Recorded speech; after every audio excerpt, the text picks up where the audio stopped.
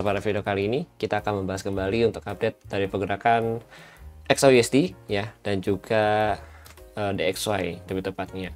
Kenapa saya mau bahas DXY untuk di analisa Jumat ini ya? Karena seperti kita tahu ya, nanti malam itu ada news NFP ya.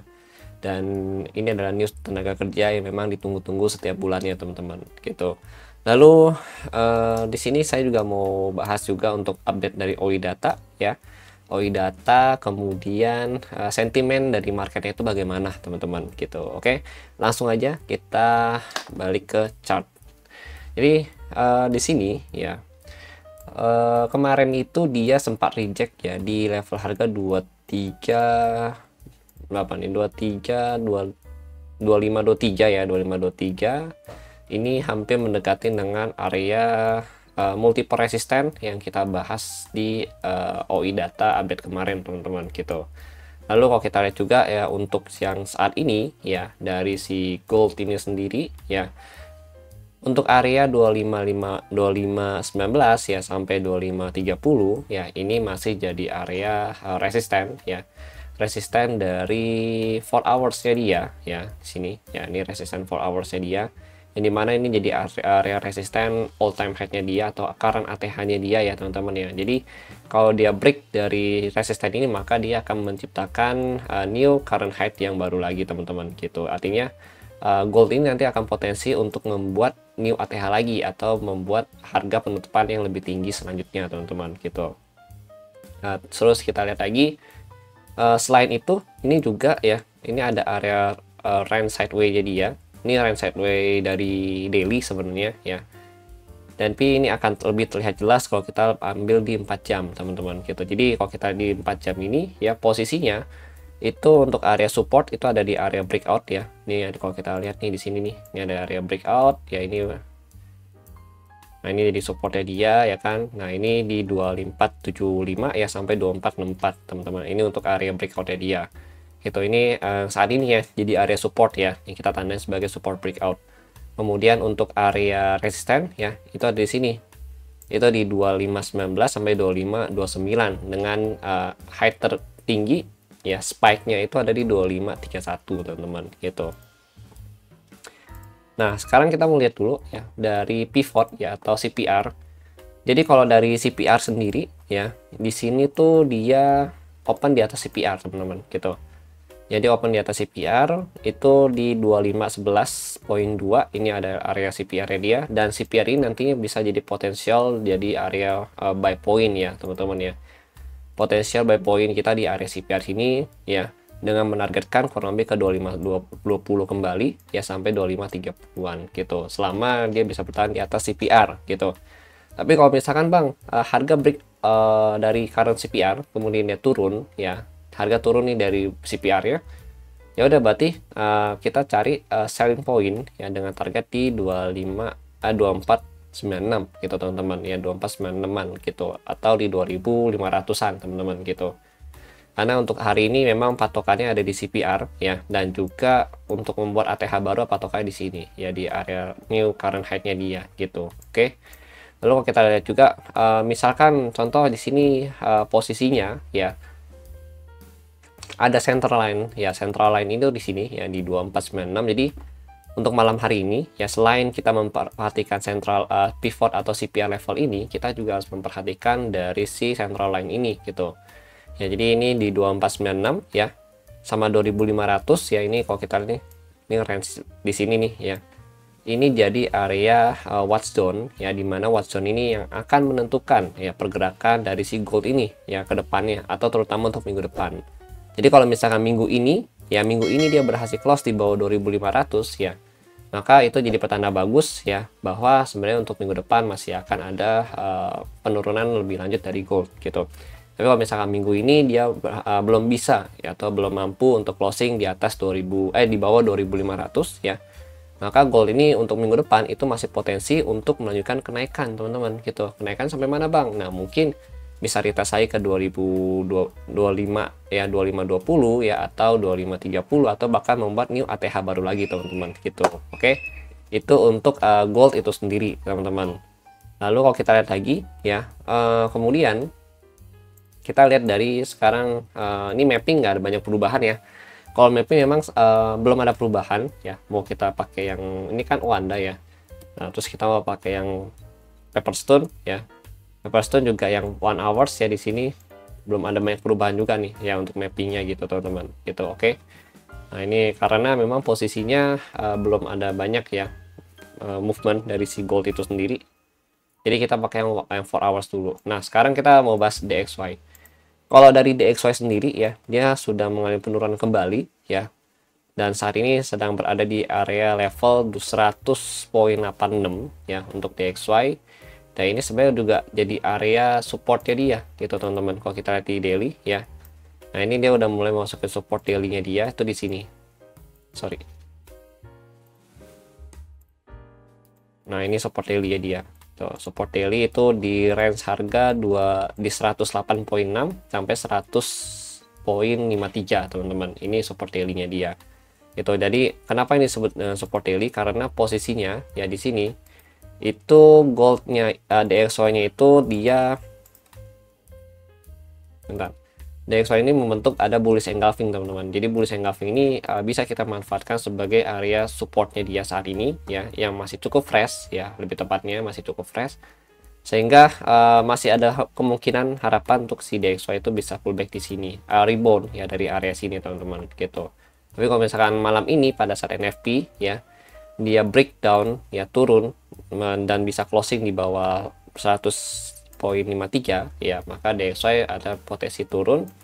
Lanjut lagi untuk minggu depan itu di level harga 99.78 atau bisa close atau bisa menunjuk ke angka 100 teman-teman di sini. Yang di level 100 ya si DXY itu sendiri itu teman-teman. Oke. Nah, ini jadi poin penentuan juga untuk DXY ya, untuk area ini, range ini teman-teman gitu. Oke, kemudian lanjut lagi ya. Jadi memang semenjak ada isu cut rate segala macam ya, DXY memang memiliki ciri-ciri lebih cenderung untuk turun ke bawah teman-teman. Dan ini kalau kita lihat juga DXY sendiri sudah pernah kita bahas juga ya sebenarnya. Ini ada struktur harga turun ya yang diciptakan oleh si DXY itu sendiri gitu. Oke, lanjut lagi ya. Ini kalau kita lihat memang belum ada kesempatan untuk sell sebenarnya, walaupun dia sudah berada di area resisten ya. Karena memang posisi 4 hours dia juga masih cukup kuat bullish movementnya. Ini walaupun dia masih membentuk doji ya, tapi belum ada konfirmasi untuk sell. Di 1 hours juga belum ada ya, konfirmasi sellnya belum dapat sama sekali. Kemudian di 15 menit juga belum dapat gitu teman-teman. Jadi memang kesempatan kita untuk masuk sell pun masih belum ada gitu teman-teman gitu. Oke. Lanjut lagi, sekarang kita mulai dari OI data. OI data.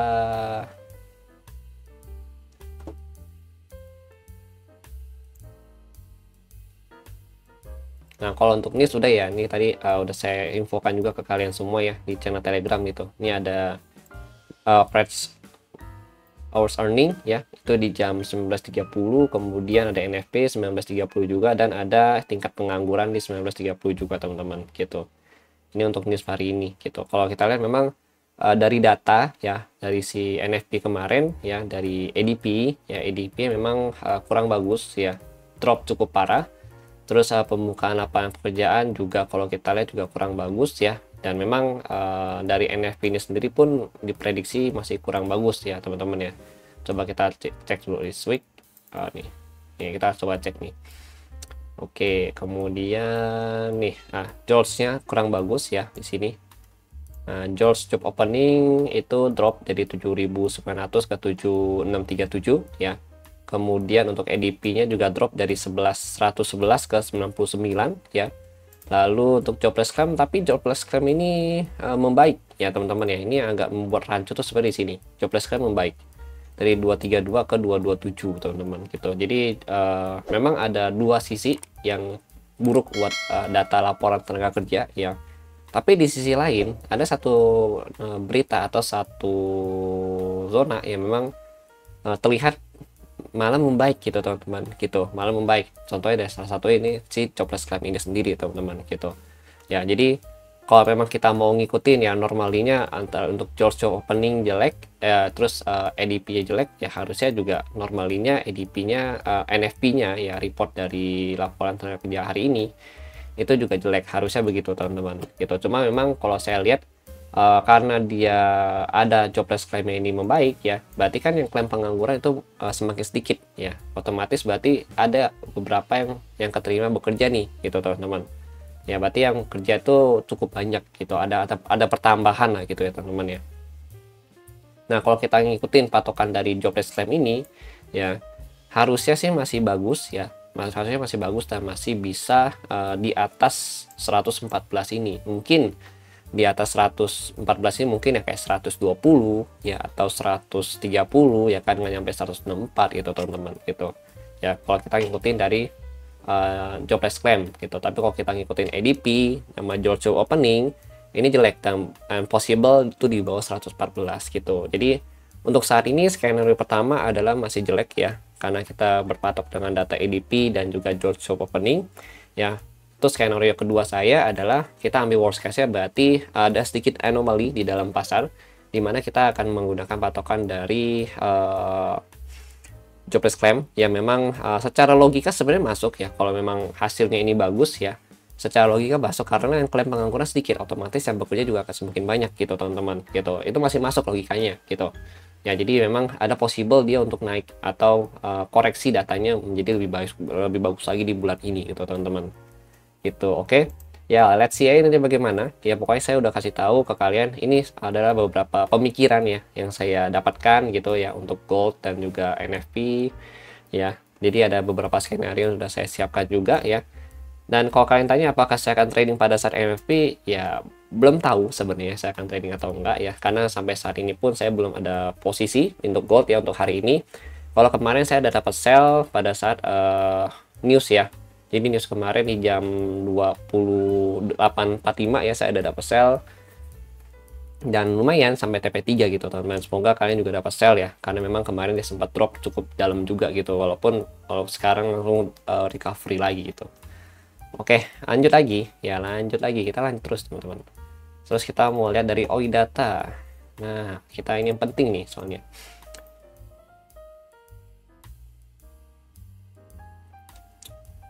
Oke, nah ini nih, ini OI datanya kalau kita lihat untuk yang 0 DTE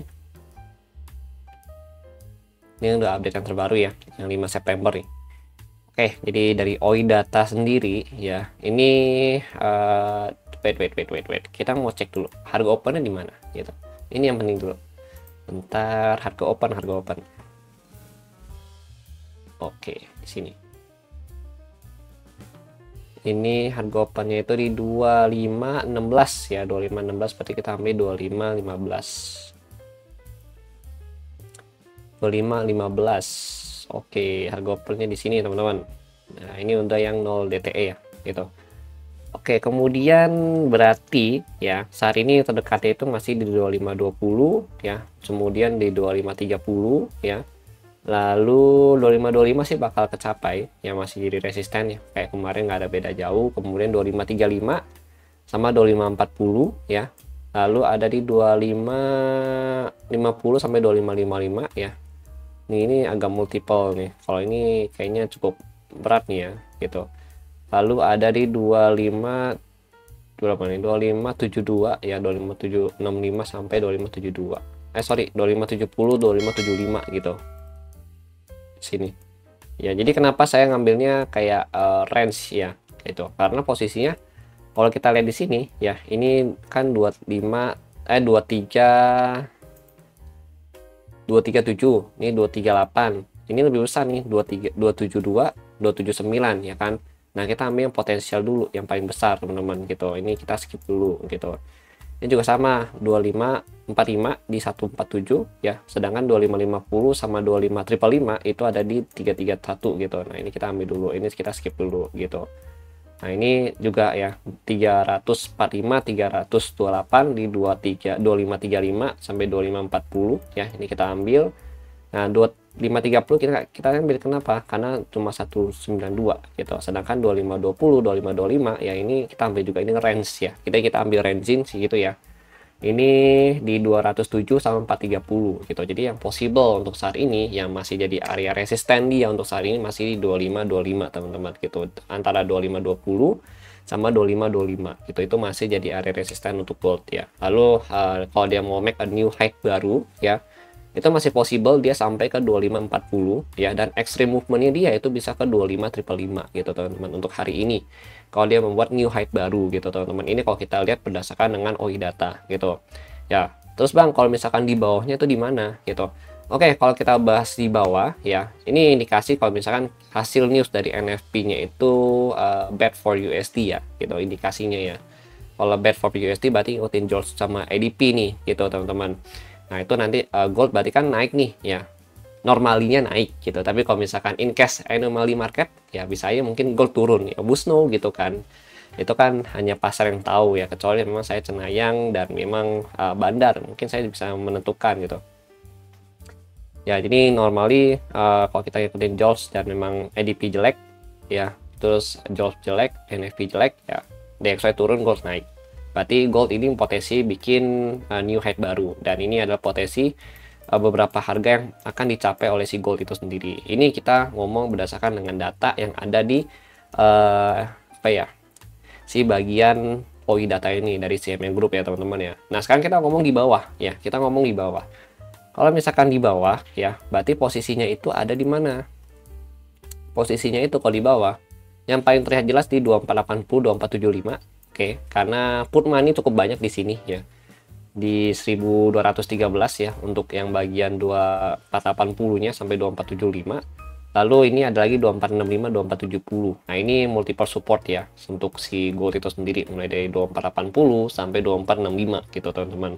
Ya, lalu terdekatnya itu dari 2490 ya, sama di 2500 yang terdekat saat ini teman-teman gitu. Jadi ini adalah possible ya penurunan yang akan dicapai oleh gold, dan ekstrimnya itu ada di 2465 gitu. Sedangkan untuk high volatility atau bahasa itu bukan high volatility ya, tapi untuk yang naik ekstrimnya itu bisa ke 25355 ya, atau 2570-an gitu teman-teman. Itu untuk movement malam ini gitu. Oke.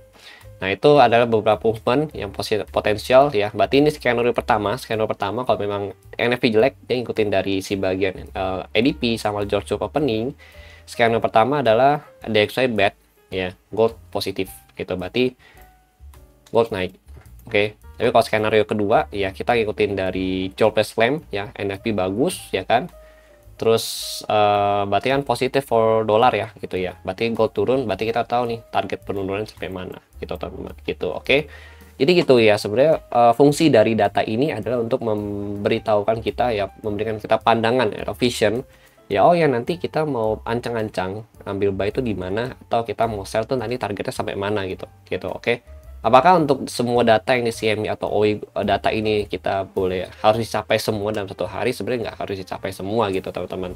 Jadi bisa in case ada beberapa yang nggak kecapai ya udah nggak apa-apa. Yang penting kita tahu oh ya 2490 kalau nggak jebol ya udah dia biasa pullback lagi naik gitu ke 2500, berarti 2490 kalau udah momentumnya udah hilang ya udah dia akan sampai 2490 aja gitu. Itu contohnya. Jadi nggak harus dicapai semua dari atas ke bawah teman-teman gitu. Oke, namanya juga kan juga order ya, order beli sama order jual ya gitu teman-teman ya.